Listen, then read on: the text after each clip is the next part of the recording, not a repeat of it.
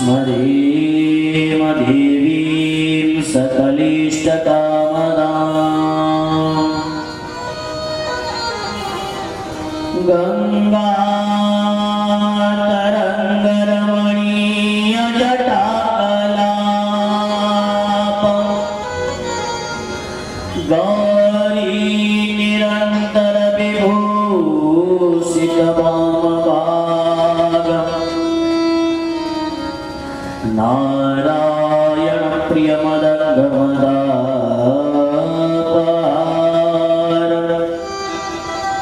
वाराणसीपुरपतिं भज विश्वनाथम्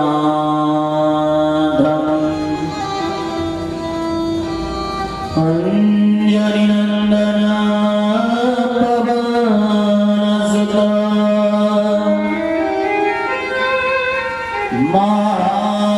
महावीर हनुमान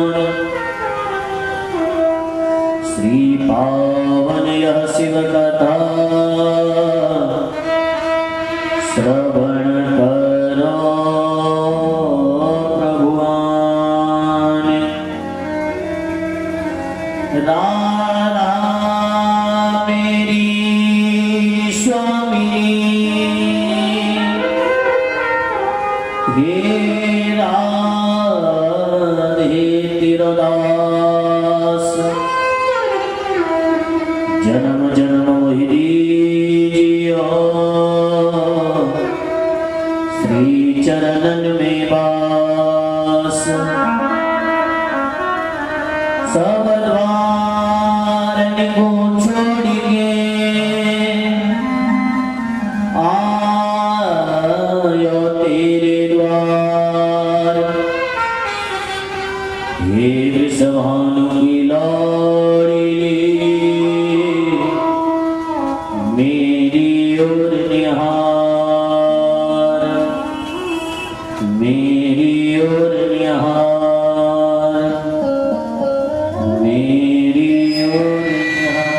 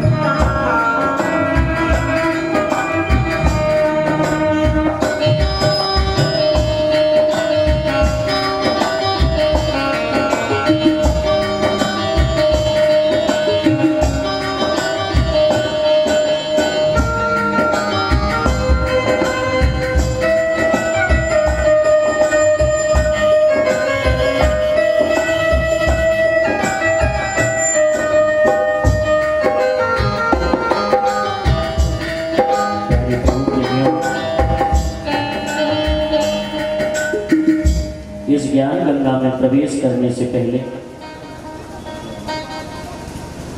हम आप सभी मिलकर परमात्मा का दिव्य नाम संकीर्तन करेंगे। सब मिलकर के श्रद्धा और प्रेम के साथ बोलेंगे।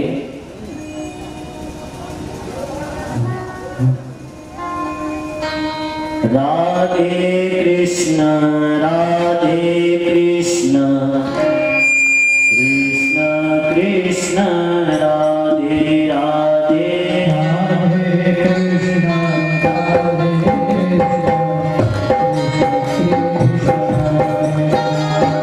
राधे श्याम राधे श्याम श्याम श्याम राधे राधे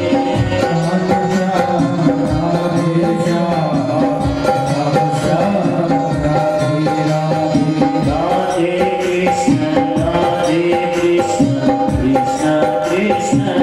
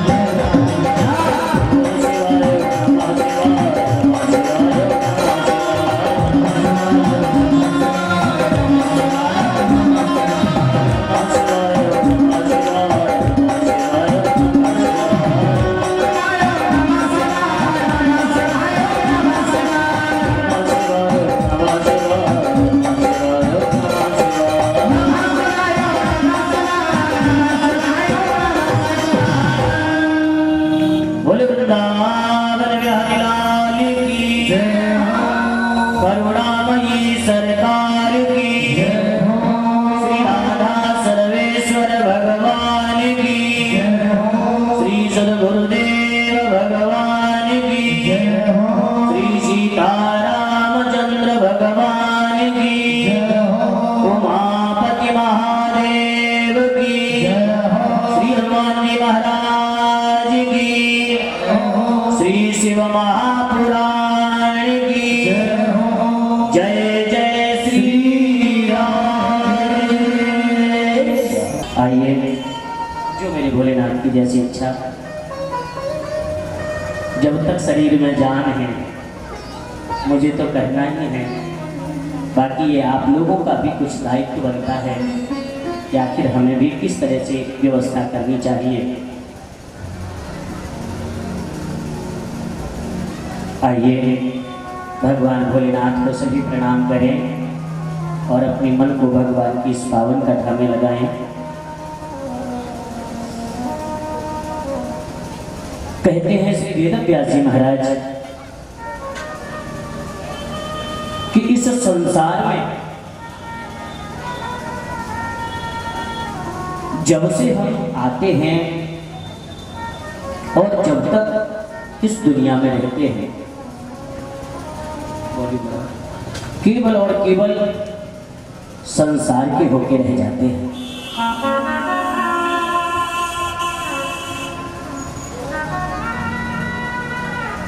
हमें इस दुनिया की सच्चाई समझने के लिए, अपने जीवन को समझने के लिए इन पुराणों की कथाओं को बड़े आदर से सुनना चाहिए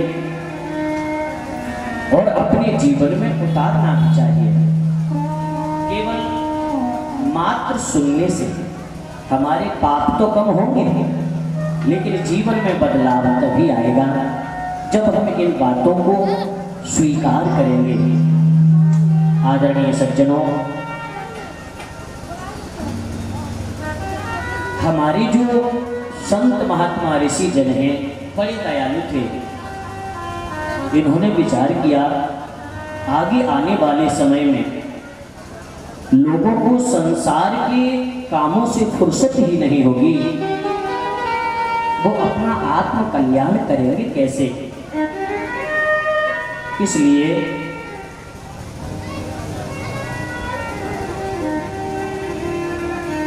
बहुत साल पहले, हजारों साल पहले इन दिव्य महापुराणों की रचना करी। मेरी माताओं, बहनों, बंधुओं, यदि वास्तव में यह पुराण न होते तो आज हम लोगों को यह पता भी नहीं होता कि हम कौन थे, हमारी संस्कृति क्या है, हमारी सभ्यता क्या है। हमें आभार मानना चाहिए उन सभी लोगों का जिन्होंने आज तक कितनी यातनाएं सहकर भी अपने सनातन धर्म को नहीं छोड़ा। आज भी यदि हम सनातनी हैं तो अपने उन पूर्वजों के कारण, जिन्होंने अनेक यातनाएं, दुख, कष्ट झेलकर भी अपना धर्म नहीं छोड़ा। हमारा धर्म केवल दिखावा नहीं है माताओं, हमारा धर्म वास्तव में सही मायने में जीवन जीने का तरीका है। हमारे धर्म में छोटे छोटे चीजों के द्वारा भी केवल और केवल वैज्ञानिकता का ही प्रतिपादन है। आज का जो विज्ञान है हमें जितना लाभ देता है उससे कई गुना ज्यादा हमें नुकसान भी देता है, उससे हमें हानि भी है। लेकिन हमारा जो प्राचीन विज्ञान है उसमें कोई नुकसान है ही नहीं। श्री वेदव्यास जी महाराज ने विचार करके सब लोगों के कल्याण के लिए, इसमें किसी के लिए भी निर्देश नहीं है कि यह कथा केवल उसी व्यक्ति के लिए है। प्राणी मात्र के हित की कामना से श्री वेदव्यास जी महाराज इस महापुराण की रचना करते हैं। कल हमने आपने सुना कि श्री शिव महापुराण की महिमा क्या है, इसको कैसे सुना जाता है, क्यों सुना जाता है, सुनने से लाभ क्या मिलता है। मेरी माताओं, बंधुओं, जब जीवन में हम इस संसार के द्वारा, लोगों के द्वारा सताए जाते हैं, सताने का मतलब आखिर हमने जो विचार किया, जो सोचा वैसा नहीं हुआ। जिन लोगों के साथ हमने जैसा व्यवहार किया और जैसी उपेक्षा करी, जैसी आशा की, ऐसा नहीं हुआ।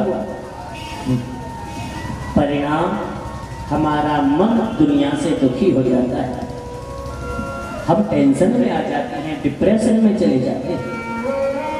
ऐसी स्थिति में मैं आपको एक जीवन का अनुभव बता रहा हूं। आप कहीं भी हो रही भगवान की कथा में जाके बैठिए और प्रेम से कथा श्रवण कीजिए। आपकी जो समस्या है ना, उसका समाधान उस वाणी के द्वारा स्वयं परमात्मा कर देंगे। परमात्मा ही उस वाणी पर विराजमान होकर के तुम्हारे मन की कामना को, इच्छा को पूरी कर देंगे। अभी सही हुआ था भैया, फिर कैसे क्या हो गया, फिर कैसा ही कर दिया।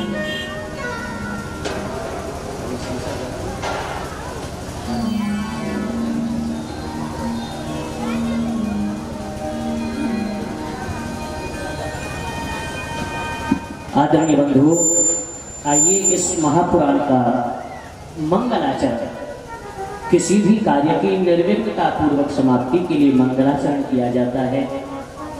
भगवान सदाशिव के चरणों का वंदन करते हैं। आद्यंत मंगलम जात समान भाव, मार्यम तमी समजरा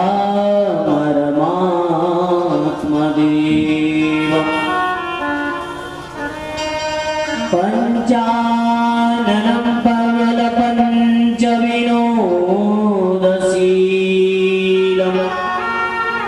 संभावये मनसि शंकरं विकेशं। जो परमात्मा इस सारे संसार को बनाने वाले हैं, वही इसका पालन करने वाले हैं और वही इस संसार को मिटाने वाले हैं। जिनकी केवल इशारे भर मात्र से इस सारे संसार की सृष्टि होती है, पालन होता है। बिल्कुल बोला नहीं जा रहा है मुझसे, बैठे आराम से देख रहे भैया, थोड़ा सही कर लो इसे। आंखें खिंच रही हैं, पूरी ताकत लगानी पड़ रही है। हाँ भाई, आप सब हाजीपुर निवासी हैं, यहाँ पर बैठे हैं, सब एक से एक बड़े पैसे वाले हैं, है? लेकिन आपके नगर में हो रही इस कथा की व्यवस्था आप लोगों को नहीं दिखाई देती है? भाई कोई तो यहाँ पर समझदार होगा। अब बताइए, सही करने के लिए बोलो उतना ही खराब होता जा रहा है।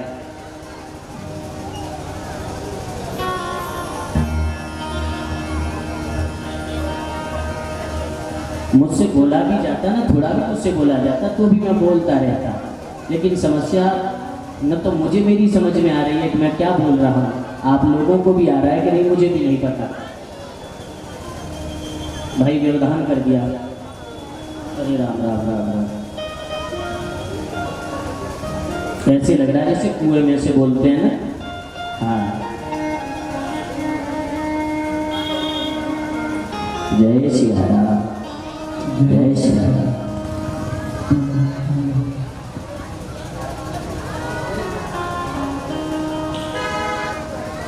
पंचाननं पंच विनोदशीलम। भगवान सदाशिव भोलेनाथ, इनका स्वरूप कैसा है? पंचानन, पांच मुख वाले हैं। जो पंचमुख स्वरूप है परमात्मा का, बड़ा दिव्य है। भगवान भोलेनाथ संभावये मनसि शंकर मंबिकेशम, ऐसा सारे संसार का भला करने वाले उन भगवान सांब सदाशिव को और माँ भगवती जगदम्बा पार्वती को हम बहुत अनंत कोटि कोटि प्रणाम करते हैं। धर्मक्षेत्रे महाक्षेत्रे गंगा कालिंदी संगमे प्रयागे परमे पुण्ये ब्रह्मलोकास्य वर्त्मनि। एक बड़ा पवित्र पावन क्षेत्र है गंगा कालिंदी संगमे, जहां पर मां गंगा का और कालिंदी का संगम। ऐसे पावन संगम को धर्म की भूमि कहा। धर्म क्षेत्रे महाक्षेत्रे, उस परम धार्मिक क्षेत्र में श्री सोनकादिक 88,000 ऋषि बैठे हैं। श्री व्यासपीठ पर सूत जी महाराज विराजमान हैं और सारे संसार की हित कामना से, इस संसार के भले के लिए वह सभी महात्मा पूछते हैं, प्रश्न करते हुए कहते हैं कि हे गुरुदेव, प्राप्ते कलियुगे घोरे नराः पुण्य विवर्जिताः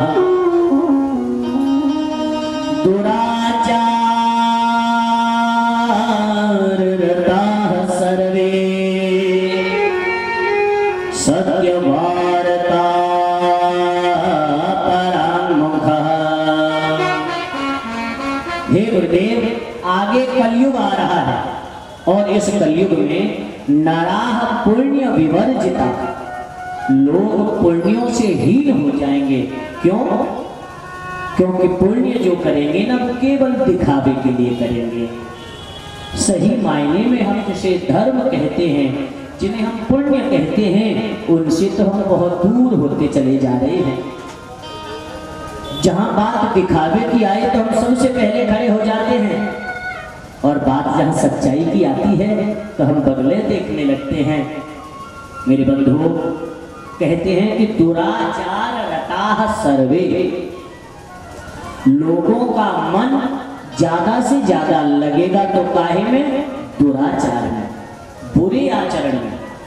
आप किसी से अच्छे काम के लिए कहें तो अच्छे काम में मन नहीं लगेगा, लेकिन हाँ, यदि आप किसी बुरे काम की कहते हैं तो आदमी तुरंत तैयार है। आप भजन के लिए ढूंढो तो लोग नहीं मिलेंगे, और 4 पेटी दारू की बोतल रख लो लाके, तो भैया तुम्हारे घर में बैठने के लिए भी जगह नहीं बचेगी।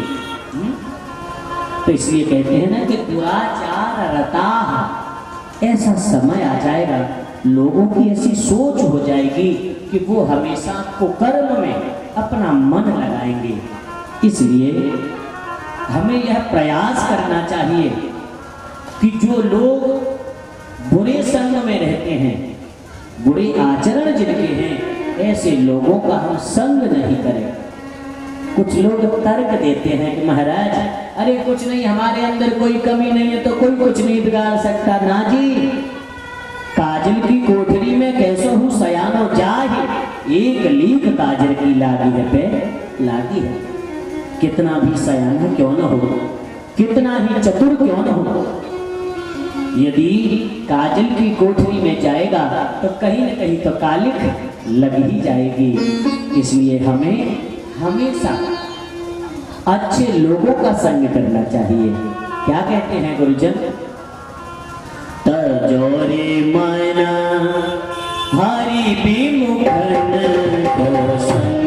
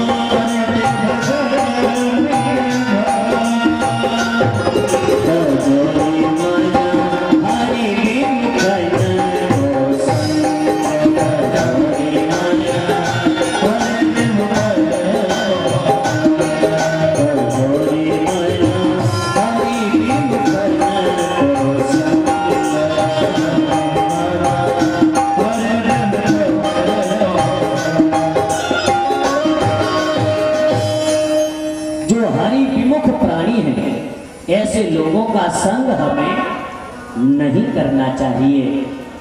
आगे कहते हैं, बोले सत्य वार्ता परांग मुख। लोगों का जो स्वभाव है ना, अकारण ही झूठ बोलने वाला हो गया है। कोई कारण हो, कोई विशेष प्रयोजन हो, हम कहीं झूठ बोल दें, वो बात अलग है। लेकिन यहाँ तो बिना बात ही लोग झूठ बोलते हैं, और झूठ भी बोलेंगे तो ऐसा कि लोगों को लगे भैया रे ये तो बिल्कुल सत्यवादी हैं, है? बोलेंगे ऐसा जैसे आपका कितना प्रिय करने वाले हों। ऐसे लोगों का जो जीवन है वो व्यर्थ के कार्यों में बर्बाद जा रहा है। इसलिए हे गुरुदेव, हम आपसे यह जानना चाहते हैं, सुनना चाहते हैं कि आखिर हमारे जीवन का कल्याण कैसे होगा, हमें अपने जीवन को कैसे बनाना चाहिए। जो कलयुग में पैदा होने वाले जीव हैं, उनके उद्धार का, उनके कल्याण का जो सबसे सरल साधन हो, क्योंकि इनसे ज्यादा परिश्रम नहीं होगा, ये तपस्या नहीं कर पाएंगे।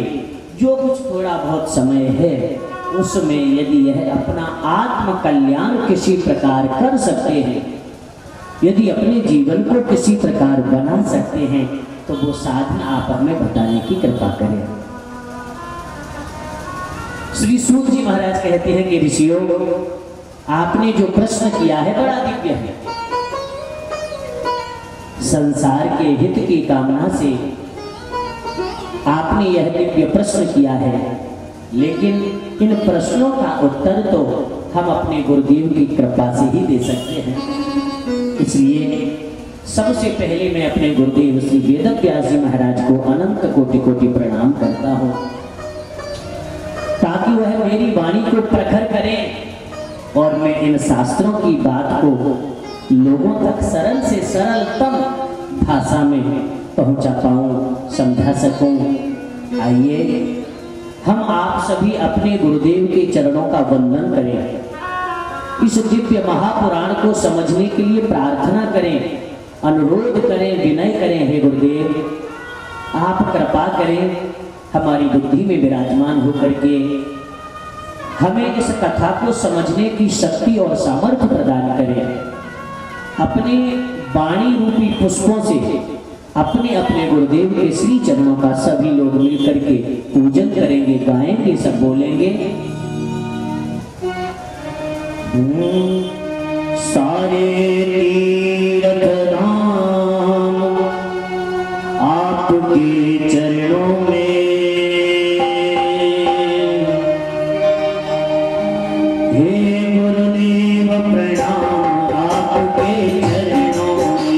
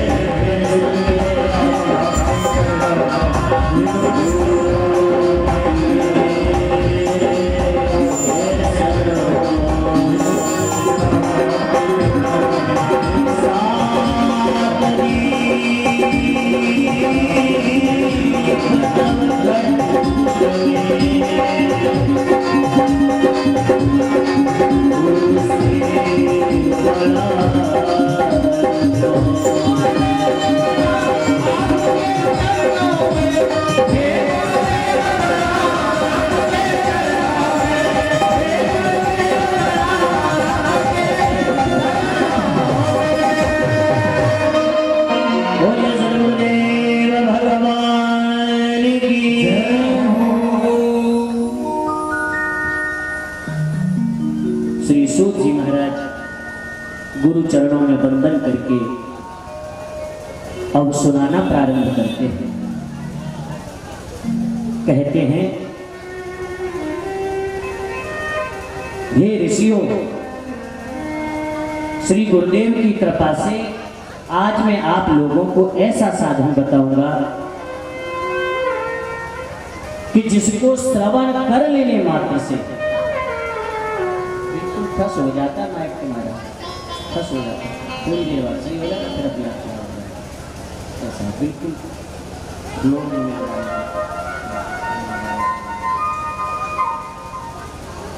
श्री राधा।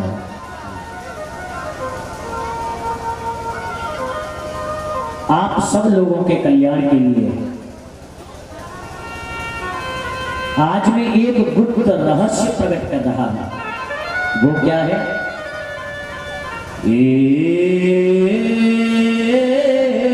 तत्शिव पुराणम श्लोकम श्लोकार्धमेव च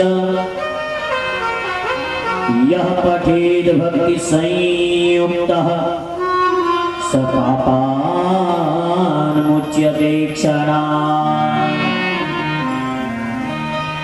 हमारे जीवन के सारे पापों को मिटा करके भगवान मार्ग पर जो हमारे जीवन को ले जाए, ऐसी दिव्य पावन शिव कथा, श्री शिव महापुराण की कथा मैं आप लोगों को सुनाने जा रहा हूं। तुम्हारे जीवन के पाप तभी तक हैं जब तक इन कानों से हमने शिव कथा नहीं सुनी। इस हृदय में पाप, बुरे संस्कार, बुरी सोच तभी तक निवास कर पाती है जब तक हम शिव महापुराण की कथा नहीं सुनते हैं। तावत् सर्वाणि क्षेत्राणि विवदन्ते महीतले यावत् शिव पुराणं हि नोदिष्यते महीतले। तब तक हमारे जीवन में संशय रहता है, हमारा मन संशयात्मक रहता है जब तक हम श्री शिव महापुराण की कथा नहीं सुनते। जब शिव महापुराण की कथा एक बार एकाग्र होकर हम सुन लेते हैं तो हृदय की सारी ग्रंथियां खुल जाती हैं। इस शिव महापुराण में पहले 1,00,000 श्लोक थे। इसके रचयिता भगवान शिव है। स्वयं भगवान सदाशिव भोलेनाथ ने 1,00,000 श्लोकों की यह संहिता बनाई और प्रथम बार अपने परम भक्त श्री नंदीश्वर को सुनाई। श्री नंदी बाबा ने सनकादिक ऋषियों को यह शिव महापुराण की कथा सुनाई और सनकादिक ऋषियों ने वेद व्यास जी महाराज को सुनाई। व्यास जी ने इस कथा को संक्षिप्त कर दिया। बाकी जो अन्य पुराण है ना, उन सबको व्यास जी ने विस्तार दिया है, लेकिन शिव पुराण को संक्षिप्त किया है। 1,00,000 श्लोकों की संहिता को 24,000 श्लोकों में बनाया है। इसमें 7 संहिताएं हैं। पहली जो संहिता है शिव महापुराण की, इसे कहते हैं विद्येश्वर संहिता। इत्याकर्ण्या वचः सौतम प्रोचुस्ते परमर्षयः वेदान्तसार सर्वस्वं पुराणं श्रावयाद्भुतम्।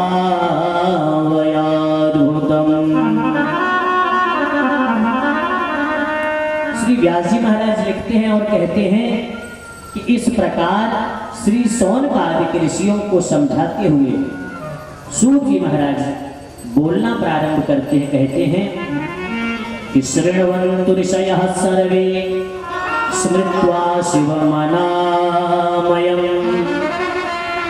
पुराणप्रवणमुषैवं पुराणं वेदसारजम्। माताएं ध्यान दें, कहते हैं कि हे ऋषियों, अपने मन को एकाग्र करो, भगवान भोलेनाथ के चरणों में लगाओ और प्रेम से सुनो। यह श्री शिव महापुराण की कथा,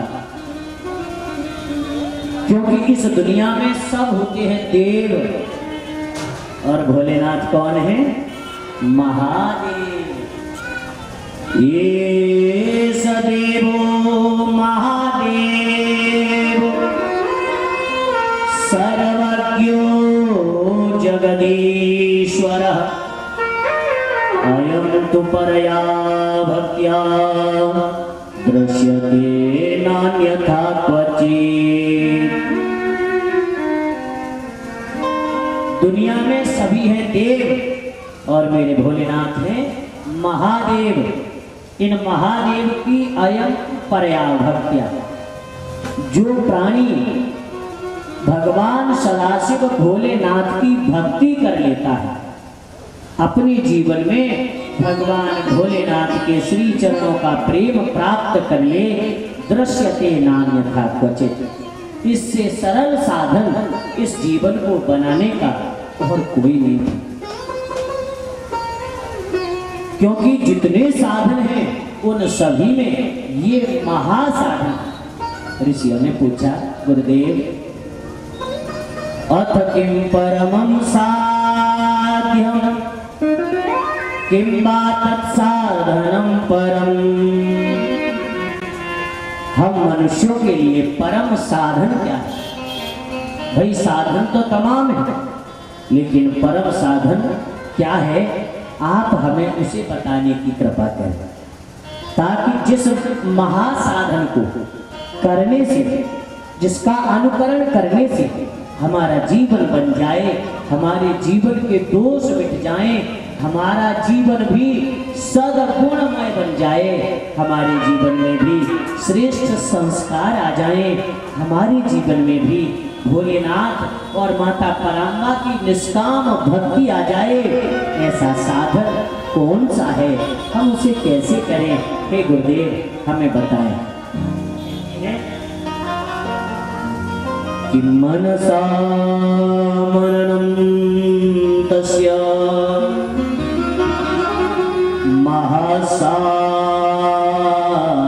महासाधनमुच्यते